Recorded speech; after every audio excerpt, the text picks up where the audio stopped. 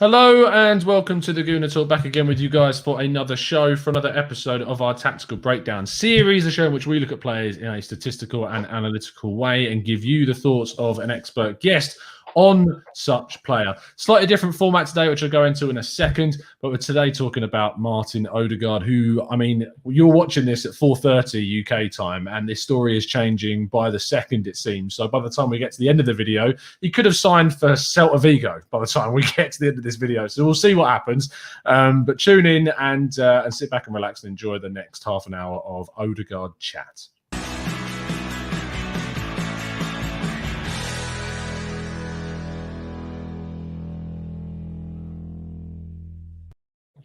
I'm joined by Mr. Jon Driscoll, the host of La Liga Weekly. How you doing, mate? Are you well? I'm not so bad, Tom. Yes, under house arrest like everybody else, but yes, of course. People that aren't under house arrest, seemingly though, are footballers, which we're going to talk about. They can pretty much do as they please from the looks of how some of them behaving. But they are moving between countries during the January transfer window, and Arsenal specifically have been moving quite a lot of players out, but they're finally looking to bring a player in, and Martin Ødegaard is the man of the hour, it seems, regarding Arsenal. Just as a kind of a raw reaction to that news and Arsenal being linked to him, is it a surprise link, or does it make sense for you that that's happened? I'm not massively surprised. He's a good player, and he's an Arsenal level player, and he is a player available on loan. So 3 ticks. My immediate reservation was when I heard it a couple of days ago, I thought, what about Smith Rowe? Because he's been sensational. Now, I know he's a kid, and I know, it's a bit ridiculous when people start saying, is it the new De Bruyne, or is it the new this or that? And the Croydon De Bruyne, as we call it. Yeah, but just let him be Emil Smith Rowe, and that'll be fine. So you don't want to rush him. I get that, but he has come into the team. He plays, I would say, in a similar way. I don't know if you want to tell me differently from that, but a clever, talented, adventurous attacking midfielder. So the kind of midfield player that English clubs have struggled to produce. And then one comes through and he plays a few games. Okay, only 5 games he's played, but and I know it's only a coincidence or a correlation between the games he's played and Arsenal's upturn in form, but give the guy a chance. Give this kid a chance. So my first thought was, but why immediately sign Ødegaard, who will surely come and play in that position when you've got Smith Rowe? Now, so from Arteta's point of view, so from the Arsenal club point of view, it makes perfect sense because he's a kid. You've got cup competitions coming up. You've got this very condensed season. You've still got ambitions to finish as high in the league as you can, and so you can't rely on Emil Smith Rowe getting through to the end of the season, being as good as he's been in the last 3 or 4 weeks. So why not grab Ødegaard? Presumably, he won't be on top Real Madrid wages. It's not like Gareth Bale coming and sitting on the bench over at Spurs, is it? And he's a very talented player. He'll fit straight in. I know he's never played England before, but he speaks perfectly fluent English. He's adapted to other countries. He came from Norway. He played in Holland on loan as well. So all of those things are good. I understand why Arsenal want him. A little bit of doubt in my mind, though, of why could you not just have trusted Smith Rowe? And what you can't do is sign Ødegaard and then put him on the bench, because that's not the deal. Yeah, of course. Let me kind of put across the perspective from an Arsenal perspective of why Arsenal are doing this. And I wrote a piece on this about how I actually thought the deal made a lot of sense, in the sense that Arsenal need cover for that position, just period. Because, as you said, Arsenal cannot rely on Smith Rowe for the next 6 months of the rest of the season, with the Europa League, the FA Cup, and the Premier League, where they finish. Emil Smith Rowe at the start of the season wasn't in the team, not only because he was kind of a young player, but he was also injured and has had injury issues. With also the situation with COVID right now, if he was to say get that, he would be out of the fold for 3 games, which would be frustrating. And then you've got the fact that we need kind of that versatility, because without Smith Rowe, we haven't been able to break teams down in the 10 games. There was a period of 10 games where we won 1 game and drew and lost the rest of them, into the point where there was no creativity in the team. So all of those things kind of come together to make a situation. Oh, John's gone. Oh, that's bad. John will be back in a second. I don't know. I've got on some monologue now about Smith Rowe. We'll jump into the chat box while John reconnects. Bobster DJ says Ødegaard can be a good cover at cam and right midfield. I agree with that. He has played at right wing and at cam. That makes a lot of sense. We'll actually have a look at some of the statistics while we wait for John to reconnect to the show. He just disappeared out of nowhere. He'll be back in a second. He has some connectivity issues. In terms of his position, you can see on the screen where he is playing right now. And that is currently kind of skewed out to the right-hand side, even though he is left-footed. This is the last season on loan at Sociedad, where he played kind of skewed out to the right-hand side as a left-footed player. I'd like to cut in, play those incisive passes in between the gaps. And that ultimately led to a position whereby he was able to create quite a lot of goals. In fact, he ended the season in the Copa del Rey and La Liga with 8 assists and scoring 7 goals. And that goes to show you where he can play and where he is playing regularly, he can be a kind of a really impactful player on the pitch and making those opportunities for his teammates. And not only that, but improving the situation of his team at Sociedad. I says John didn't like what he said, Tom. It's just like, I'm out of it. I think I saw him freeze on the screen before I got to the end of my monologue about it anyway. Looking at the actual attacking stats themselves, and if you look at the amount of shots that he's had that season and where they came from, they're all from the middle of the pitch. That's where we kind of see in that area is that they're all coming from the middle. It's not necessarily while he was skewed out to the right in terms of his position. His shots were being taken from a very central area and kind of in between. If you look at the right-hand side and the left-hand side of the 16-yard box, only one shot was taken outside of those parameters, and they're quite spread amongst those. And actually, if you look into kind of where the most successful and where the goals came from, 3 of them were inside the box, 4 of them, inside the box, and 1, 2, 3 were just from outside. So he has that long shot in his game as well, which is really positive to add to it. If we have a look at some of the dribbles that he made, 159 during this whole season, 4.6 on average per game, 43.4% success rate is very strong and something that he definitely was improving on throughout the season. But the main thing we need to look at is this season. This season at Real Madrid, he has barely played. He's played 1, 2, 3, 4, 5, 6, 7 games. And all of those were, bar 2 were, 3 were from the bench and has been mainly an impact player for Real Madrid. So that's frustrating, obviously, for him that he's not getting the minutes that maybe he deserves this season after having such a successful year, and ultimately why this has led to him being basically available for loan. I'm just going to send John a quick text to see where he is and see if we can get him back. It's just, I've never had that before. It just disappears out of absolutely nowhere.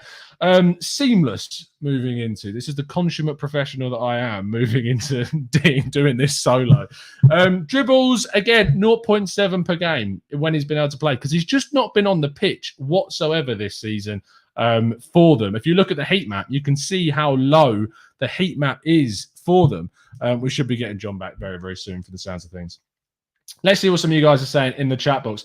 Tulip says, relying on Emil Smith-Rowe in this situation is risky. God forbid he misses a few weeks. We will then have to shift Saka or someone which would disrupt the squad balance. Ødegaard is young, hungry, and he can do the job. Philip says, we get Ødegaard. We can play 2 pivot centre midfielders with a 10 with front 3 as well, which makes sense going forwards. I think what you're saying there is putting him as the 10, which does make sense because he has played there. But his versatility to play on the right-hand side is a factor in this as well. And if, say, he doesn't necessarily work as the 10, you can still play Smith-Rowe. You can actually play them together. John's going to come back on any seconds. He just needs me to send him a new link. So bear with me, listeners. Apologies for these technical difficulties. Just going to send John the link again, hoping that it's done through the right channels. Seamless today. Go back to kind of the passing stats, because that's what I want to see back to last season for the Norwegian midfielder. 85% passing accuracy across the season. And a lot of those came from that position. Again, mainly on that right-hand side. Passes into the final third, 76.1% passes moving into the final third. 33% in that last game, just to give you kind of an idea of where those passes are mainly coming from. They're very central. We have a look at an example here where he's played quite a few of them in that game. Scroll down the page for you there. They're quite short, intricate passes in the final third, which suits him as a player. He likes the little intricate play, which actually you should take a little bit more kind of encouragement from, because if there's one thing that Arsenal do need, it is that small, intricate passes around the edge of the box, finding the ones through the killer balls to really get in behind the opposition defence when they're playing a low block. Can he ultimately be the guy that is going to come in and be Arsenal's number 10 for the next few seasons? Arguably, we don't know. It's as simple as that. Usually when we're talking about players like Buendia, we're talking about players like that, you can make kind of a more, legitimate conclusion as to what that might be. But what ultimately we do understand from Ødegaard is that he's coming in as a short-term deal. He's coming on as a short-term deal, 6 months. There could be a purchase option. It still might not actually happen. We might have a situation whereby we have a player that is here for 6 months, barely plays, and it's Denis Suarez all over again, which is a really kind of, it's not problematic, but it's not ideal, because if you want to give a player that's coming in with a lot of potential, especially if there is an option to buy him at the end of that contract, you've got a situation whereby you have a player that could then just go back on loan, leave, and do really well. And we could have given him the minutes and the time to flourish into a top-class player, and we didn't. But then some people would turn around and say that we want Smith Rowe to be the guy that ultimately flourishes. And I'm not saying that you can't have both, but what I think is ultimately the necessary need is that you have two players that can play in rotation, but also can play together. And I think the fact that Ødegaard has played out on the right-hand side gives us the option to rotate heavily this season. I can see in the chat box you're saying, Tom, don't mention Denis Suarez. That deal sunk Sven's time in the club. I don't think Sven had too much to do with that deal, to be honest, Mr. Joe. I think that was more down to Rowe and his links with Barcelona than anything else. Martino says, can Ødegaard and Emil Smith-Rowe play in a midfield 3, or is that too attacking? There's an option for that to happen. However, I think it would be too attacking and leave us a lot kind of too much exposed. Maybe then play Thomas Partey in behind the pair, but I think it's very attacking and would leave you very exposed at times, especially if you were hit on the counter. But say you're drawing the match and in the tactical kind of part of the game into the last kind of final third of the fixture, you need to bring on an extra player. You could take off a Xhaka, an Elneny, a Ceballos, and bring on an Ødegaard, bring on Smith-Rowe for either which one isn't on the pitch at the time. And it gives you that added emphasis on attacking when you need to get a win. What's important for Arsenal is they bring in a body.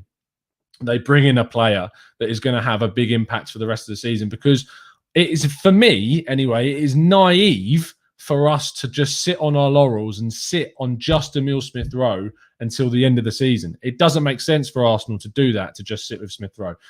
As, fingers crossed, we can add John back into the building. He's just loading up, fingers crossed, and we'll see him very soon. There he is! Are you there, John? Can you hear me? Hello, I can. Yes, I can. Good yes. stuff. I've been dealing with this. This is like live TV. I've had to deal with this. It's like almost if a member of the show had died live on air. But we're good. So did I just disappear, or did I freeze? You got to the end of what you were saying about Smith-Rowe, and you felt that Arsenal ultimately don't really need to go for it with Smith-Rowe there. And I was going off on my monologue explaining why. So did you hear any of what I said regarding that, or was that a complete cut? That's where I look. That's where. See, according to me, you disappeared through that. So that's where I think you need to pick up and give me a quick précis of that again, and then that's fine. So in short, Smith-Rowe has had injury issues at the start of the season, being in the COVID climate as well. If he was to say catch it or be in close contact with someone and had to self-isolate for 3 days, there was a period at the start of the season where Arsenal were horrific, really, really poor. And we lacked that creative player. So the worry is if we don't have someone in that position, i.e. Smith-Rowe gets injured or has to self-isolate, we would fall back into that role. Now, Ødegaard presents us with an option, because we obviously chatted to you earlier on in the season about Isco. And one of the things I remember you saying about Isco is if you want to sign Isco, you don't want to bring him in on loan because he's barely played for Real Madrid. If you want a player to make an impact, Isco's not going to do that in 6 months at the end of the season. But Ødegaard, the difference with him is you've got a young player that's hungry for minutes, hungry to try and get his career back on track. And also you've got a young player there that isn't going to cost you, as you've mentioned already, too much in terms of wages. So for me, it makes sense logistically to bring a player of Ødegaard's profile in over, say, someone like an Isco or an Eriksen. But does that kind of make sense in why Arsenal would do that? Yeah, it does. It does. But as a move, it's not always the best idea for your career prospects to move because it's con for the other party. In fact, sometimes it's actually ruinous for your career prospects to do that. There was a strong case with Ødegaard to stay at Real Sociedad for another season. He had such a good year last year. He found a home in Spain. You could argue that was his level and not quite. Real Madrid is not quite his level. You could argue that it was worth a shot. They obviously the final verdict was it was worth a shot. Why not see whether he was Real Madrid level? I personally, I don't think we found out whether it was Real Madrid level because he's hardly played, and so I think it's very harsh to condemn him. But that's Zidane. It's just so conservative on the subject of bringing in new players. I mean, you know, you wouldn't be surprised 10 years from now, Real Madrid still have Modric, Kroos, and Casemiro in their midfield if Zidane had his way. You're just so reluctant to bring players in. So I think it's right to leave Real Madrid for now. It's worth him seeing whether Zidane leaves at the end of the season, to be honest. So a loan deal also makes sense because once your foot is in the door at Real Madrid, it's worth keeping your foot in the door at Real Madrid. That said, Arsenal, I say, you could argue that Arsenal is more of his level. Terrific player. Is it one? You know, he's not one of the hottest properties in the world yet, but he's a player. He's only 22, bright, intelligent, skillful. All of these things. It's not a move. The other option is Real Sociedad, but he was there last season, so we know what he can do at Real Sociedad. It's the safe move. He knows everybody. He's played there. He's played in the league. So it is a more challenging move. I think you should generally take the more challenging option. The whole reservation from Ødegaard's point of view is playing minutes. Am I just going to come to sit on the bench behind a 20-year-old? From Arsenal's point of view, the question is, if you guarantee Ødegaard's playing minutes, what are you doing to Smith Rowe's progress, which has been so impressive? With the reservation, he's a kid. It's only been a few weeks. You can't rely on him playing through the rest of the season at the level at which he's played the last few weeks. Yeah, I think that it is a safe option to go back to Sociedad. He knows the area, which for him and his career progression, if I'm Ødegaard, I go back there.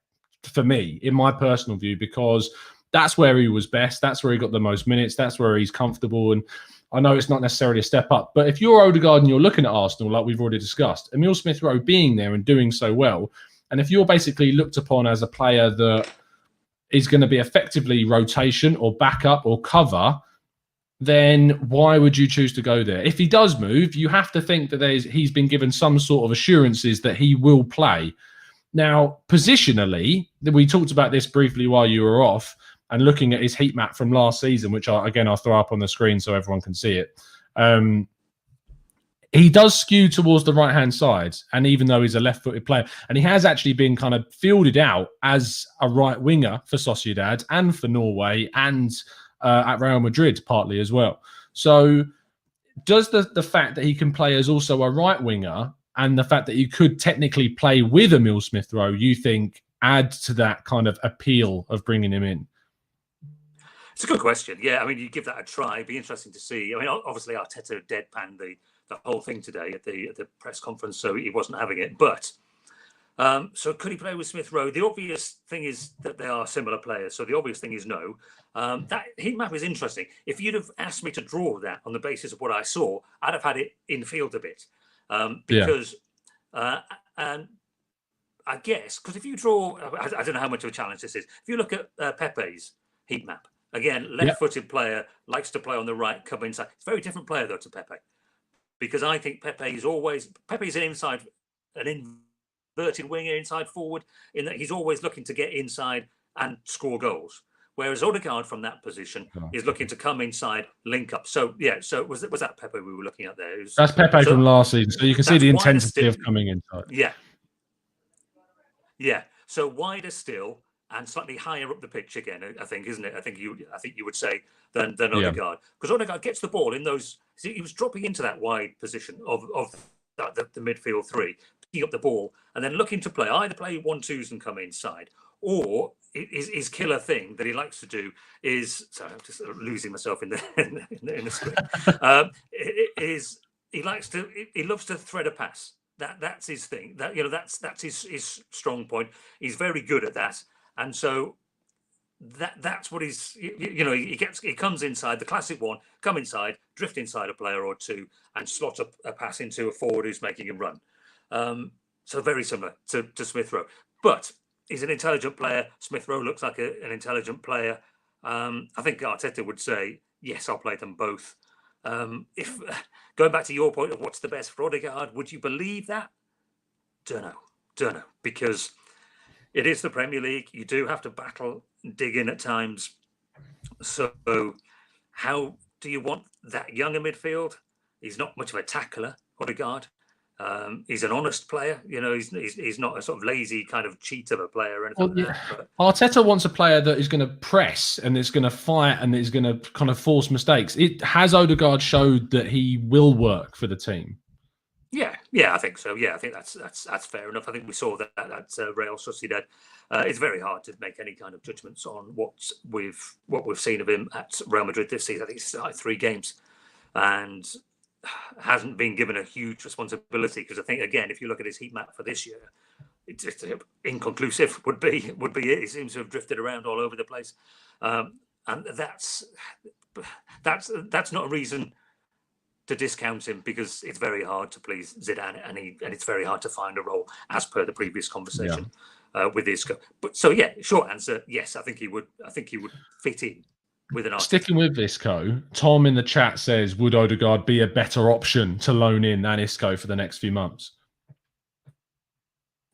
Oh, have we lost John again? Have we lost him again? I think we've lost him again.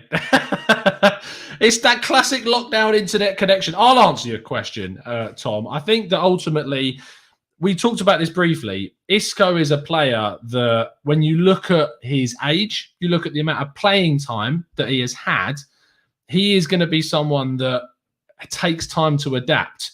And John's back now. We got you back, mate. Are you there? I am, yes. I missed that question. I finished talking and then that's fine. Disappeared. Go. It's basically Tom was asking if Ødegaard will be a better loan option than Isco for the next few months. Yeah. In short, I'll answer really quickly and then I'll expand in case I disappear again. Yes, he would be. Yeah, definitely. Listen, I love Isco. He's a tremendously talented, beautiful player. But you have to design your team a lot more around Isco. Everything that you were asking me, Tom, about will he fit straight in? Is he similar to Smith Rowe? Will he press? All of those things are yeses from Ødegaard. He speaks English. He's adapted to. He had a good spell as a very young man on loan in Holland at 2 different teams in Holland. So all of those things say Ødegaard would drop straight in and start playing pretty well, which is obviously what you need from a lone player. With Isco, he's a big star. It'd be a lot more money. You would have to get the best out of Isco. You have to design a role for him, and we've never really seen that. It's the whole what is a modern number 10 question with Isco, isn't it? Which is so that's the whole quite doubt about Isco as a player. So I've got reservations about Isco as very much as a lone player. But I love him. If you want to bring him in and make him your focal point, brilliant. Yeah, there's so many players that kind of Arsenal could look at that are of an Isco ilk. We mentioned Eriksen, which I know a lot of Arsenal fans would write or kind of like want for the irony as well, for the ex-Spurs element to it. But when you've got the option of bringing in a young player that's hungry and needs minutes and wants to play and is desperate and will put 110% in because they want to progress their career and have got that chance, it makes more sense for me to do it. Now, the kind of the last thing I want to touch on kind of talks about the finances with it. Jared says in the chat, do you think Madrid would allow for an option to buy? Because I don't know what you think about these, but I never think when a team puts an option to buy into a loan deal, I don't think the only team it benefits is the club that are getting the player, because either they get a player on loan for 6 months and have a choice at the end of the season, or if he does amazingly well and well outperforms the option value, you've then basically got a player on the cheap. I don't know how you think about those kind of deals, but it makes no sense to me. they make sense if you're desperate to get rid of a player. That's essentially it, isn't it? And they're not desperate to get rid of him. So, because obviously the different ones is you can have an obligation to buy, which sometimes you get where it gets to the end of the season and you have to play, which is essentially just a delayed transfer, isn't it? That so. So with an option to buy, I don't see why Real Madrid would do that. If I'm honest, I think they would probably, if they want to sell him, they'd probably say, "Well, just give us the money," and then it's a question of finding a price. Maybe in terms of option to buy, obligation to buy, maybe because it's been a very, very quiet January, quietest for years, isn't it? Because of the obvious thing about the COVID-related finances, and so teams find it very hard to budget for players. At the moment, which is why Arsenal, obviously, it's a big relief if when they stop paying Ozil's wages, because it will everyone can in the finance department will breathe a deep sigh of relief, I think, when that happens. So Arsenal do have room to manoeuvre. But I was messaging someone who works in football transfers the other day, and he's desperate because there's just nothing happening, and nothing's happening. Partly FFP, a little bit of Brexit because the English clubs have got a whole new set of rules to get their heads around, but mainly COVID finances, because the obvious thing is that you're not having, you're not playing in front of, tens of thousands of people, and you should be. I don't know the exact nature of it. I don't know. It's not a deal breaker. No, I don't think it is a deal breaker for them. It's just a weird. I always look at them as such weird decisions from clubs, and I don't see why Real Madrid would be, say, desperate to get rid of Ødegaard. Really, he's not on high wages. He's not been terrible for them when he has played. He hasn't got any goals or assists this season, but he's only been given a few minutes this season as well. So. If it turns out that this happens, I will look at it as quite good business from Arsenal to bring in a player that is going to be young, hungry, and can cover that position and play slightly on the right if necessary too, and arguably could play with Smith Rowe. Arsenal have got notorious left back issues without the cover behind Kieran Tierney as well, which Saka can play in that role. So it could be that if Tierney is out, Saka could go to left back, Ødegaard on the right with Smith Rowe in the middle. So there's that option as well if necessary. But it's an interesting one. We'll have to follow it over the next few days or so, John. But it's been a pleasure to speak to you as always for the ins and outs that we've had you for today. But it's been a pleasure, mate. Yes, I'm sorry about that. I would like to blame the internet provider. That's absolutely fine, but just throw them under the bus all you like, mate. Do you want to give people where they can find you and what La Liga Weekly is going to be up to? So it's at Driscoll FC. We will be, obviously, Real Madrid got knocked out of the Copa del Rey. Yes, so there's all sorts of pressure on Zidane. So we do a Patreon as well. So we do a sort of one that we invite contributions. Well, in fact, you have to pay. So we do the sort of paid for one, and then every Monday, ideally Monday, we have a chat with. So it's me and it's Terry Gibson, who is, I know he used to play for Spurs, but he is the best analyst of Spanish football and incredible knowledge of the game, incredible detail, knowledge of the game. So yeah, we are there doing that, and I'm always flogging my books as well, everybody. So yeah, buy one of those. Yes, exactly. John did join us previously earlier on the season to talk about the 50 best most influential players of the game, which included a enigmatic Mesut Ozil. That is still on the channel, and you can find that video on the channel where there is a link in the description to buy John's book. So give it a look and find out why Ozil was picked in that list, who is now seemingly going to be off very, very soon. In fact, we've seen him in a Fenerbahce shirt, but we haven't yet seen it announced, which is very strange. Very January, you have to say. But yeah, give John a follow at Driscoll FC and give La Liga Weekly a follow on Twitter as well, and listen to their reaction to what is a crazy Copa del Rey season with, Cornella knocking out Atletico Madrid as well. We now face Barcelona this evening, so that's going to be fun to see if they can knock out two big teams. But it's been an absolute pleasure as always. The chat box is being very appreciative of you, John, so we appreciate your time this evening. They're spelling your name wrong, but other than that, it's fine. No hate, guys. Blame my no parents hate. for that one. Yeah. We'll speak to you again very soon. Members, there will be an exclusive piece of content out for you this evening. I'll be chatting to another John who also spells it without the H this evening. So make sure you tune in for that. And if there's any massive news, we'll also cover that. I'll be also on Mike's channel at the Gooners Pod a little bit later on this evening, 10 o'clock UK time for a late one. So tune in for that. But we'll see you again very, very soon. And as always, the Arsenal.